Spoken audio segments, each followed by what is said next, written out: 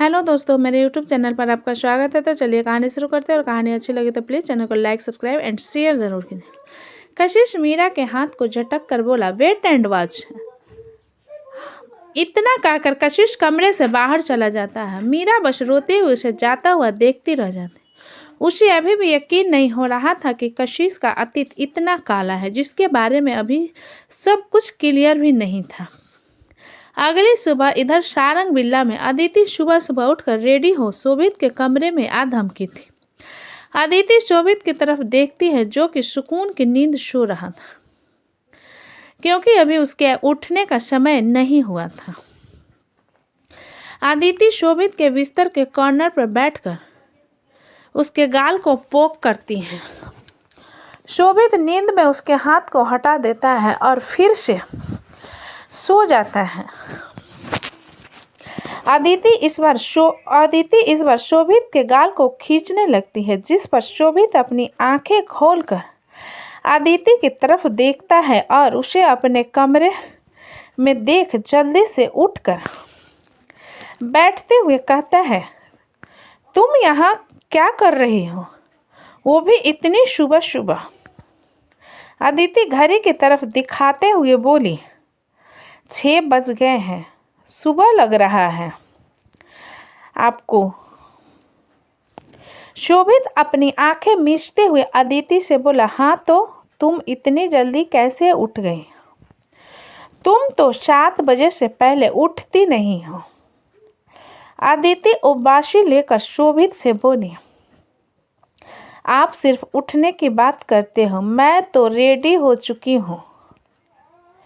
शोभित अदिति के मुंह पर हल्का सा थपथपा कर बोला, अच्छी बात है, इसलिए मुझे उठाने आई थी। अदिति अपना सिर हिलाते हुए बोली, मैं उठाने तो आई थी, लेकिन इसलिए नहीं कि 6 बज चुके हैं, 6 बज गए थे।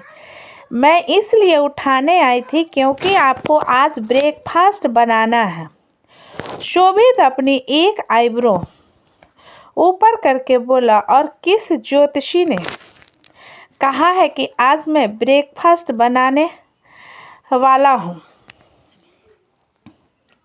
इतने सारे सर्वेंट के होते हुए अदिति मासूम सा चेहरा बनाकर बोली, आपके कारण वापी मुझसे बात नहीं कर रहा।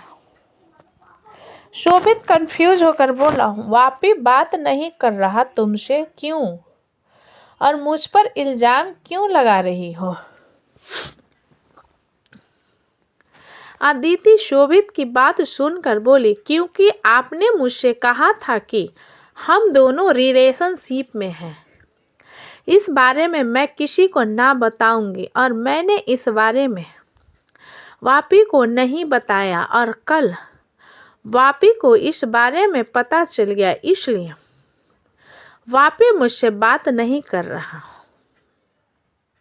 शोभित अपनी गर्दन हिलाते हुए बोला, तुम्हारी बात मान लेता हूँ, लेकिन इस सब में मेरा ब्रेकफास्ट बनाने का कहाँ से कनेक्शन आ गया?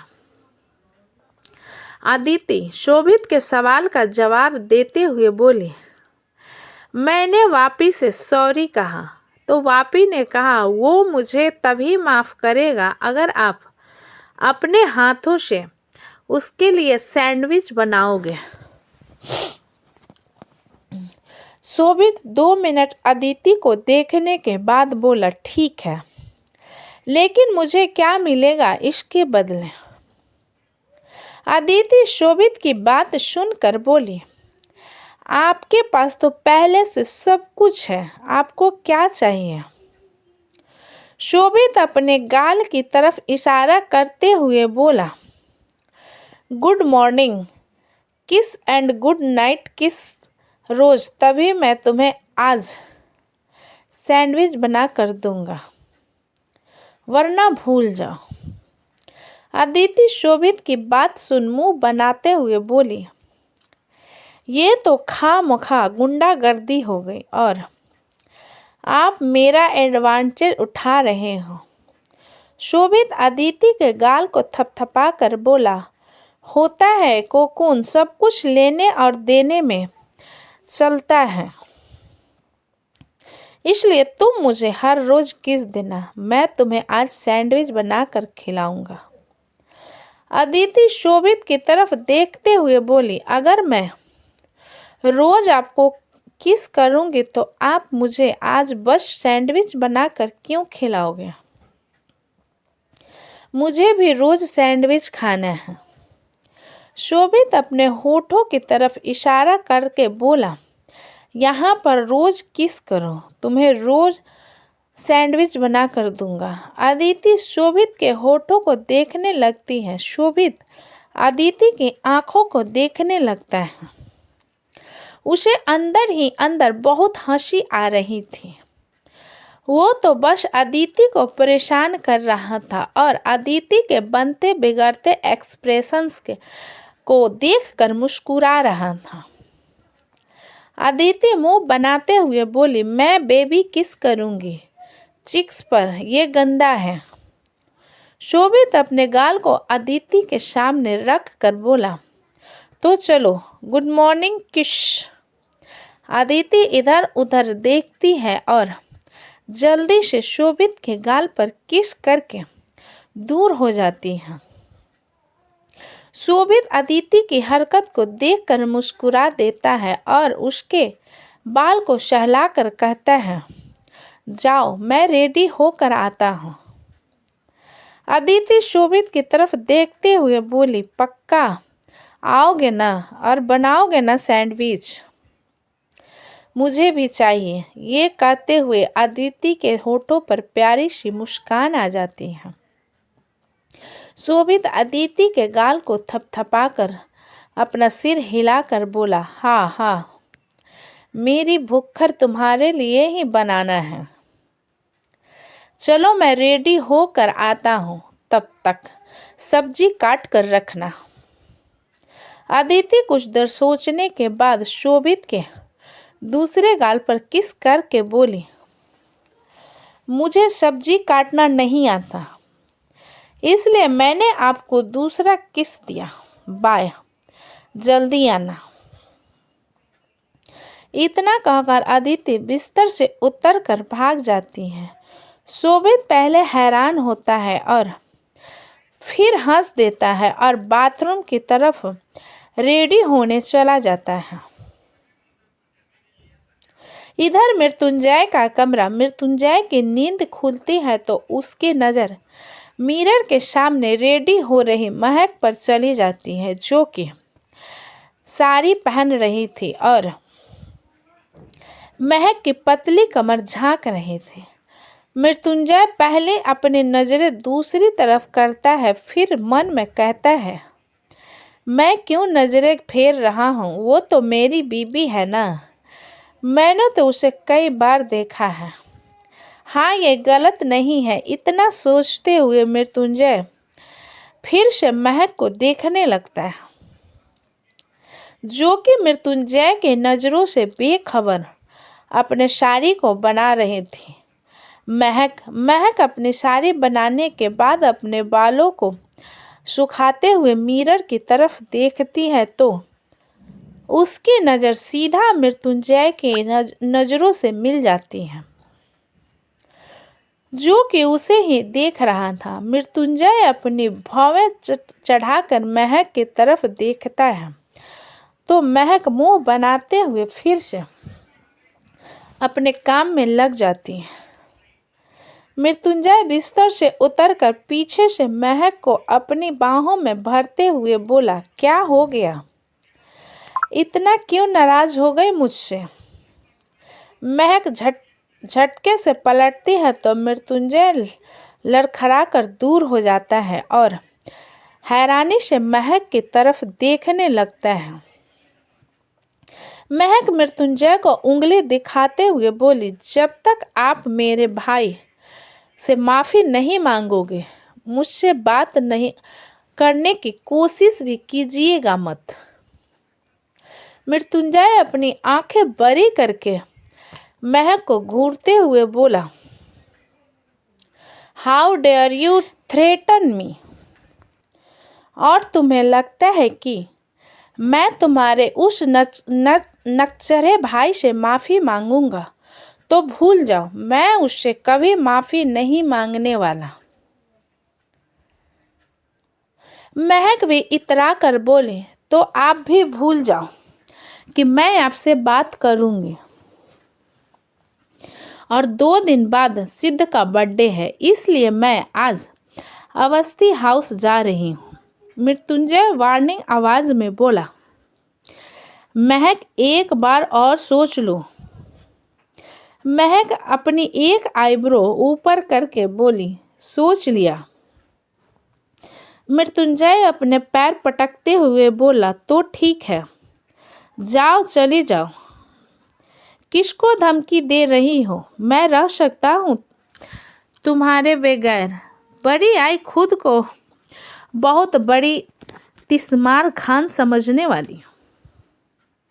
महक मृत्युंजय को इग्नोर करके फिर से बोली, रेडी होने लगती हैं। मृत्युंजय पैर पटकते हुए बाथरूम की तरफ चला जाता है। कुछ देर बाद मृत्युंजय फ्रेश होकर बाथरूम से बाहर आता है तो महक उसे कमरे में नजर नहीं आती, जिस पर मृत्युंजय नाराजगी से कहता है, कितनी अनरोमांटिक बीवी है मेरी, इसे तो कोई फर्क ही नहीं पड़ता मेरी नाराजगी से।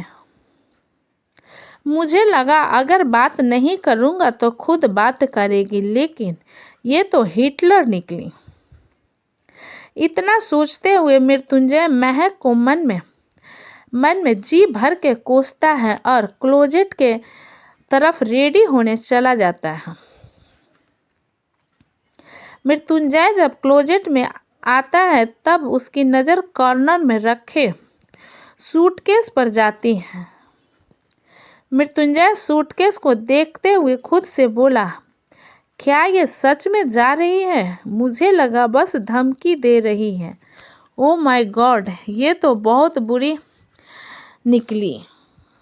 इतना सोचते हुए मृत्युंजय उस सूटकेस को क्लोजेट के अंदर छुपा देता है और रेडी होने लगता है। इधर किचन में शोभित सब लोगों के लिए ब्रेकफास्ट बना रहा था। उसने सोचा आज सैंडविच के बजाय पूरा ब्रेकफास्ट ही खुद बना दे।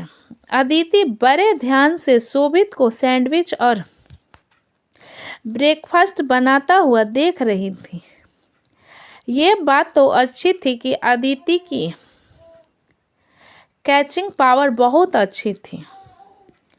शोभित अदिति को एक सैंडविच दे देता है तो अदिति खाते हुए ब्रेकफास्ट बनता हुआ देखने लगती है। तभी वहाँ पर विप्लव आ जाता है।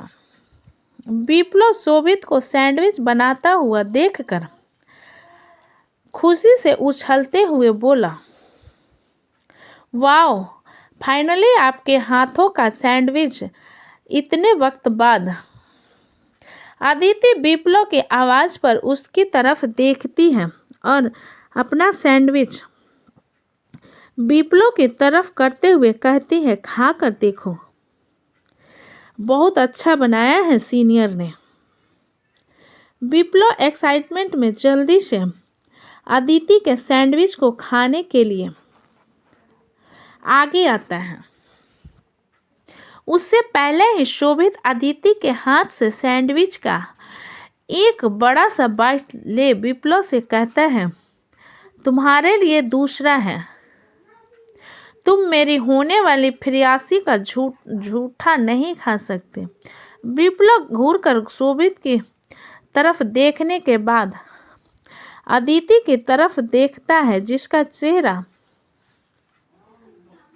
रोने जैसा हो गया था। अपने सैंडविच को देखते हुए अदिति शोभित के हाथ को पकड़कर सैंडविच उसके हाथ में थमाते हुए बोली, मुझे नहीं खाना, आपने कितना सारा खा लिया, इतना छोटा सा मुझे दिया है, आप ही खा जाओ। इतना कहकर अदिति नाराज होकर किचन से बाहर चली जाती है।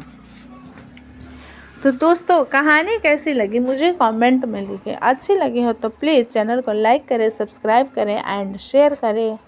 कहानी को पूरा सुनने के लिए धन्यवाद।